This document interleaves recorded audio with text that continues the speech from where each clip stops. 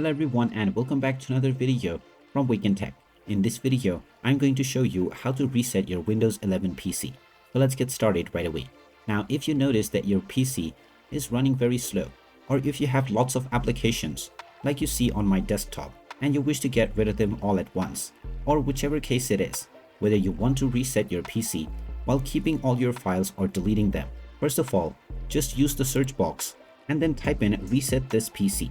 Once you find the reset this PC option, go ahead and click on it, and this will now take you into the reset option. Now underneath recovery option, click on the reset PC button and you will now have two different options. You can click on keep my files if you wish to keep all of your personal files, and you can click on remove everything, which will delete your entire C drive. Make sure you choose your option wisely. After you choose the kind of reset that you wish to perform, the reset process will begin, and you may need to wait from several minutes to an hour or two in order for this process to complete. Once it is completed, you will be able to set up your PC from the beginning as if it was new.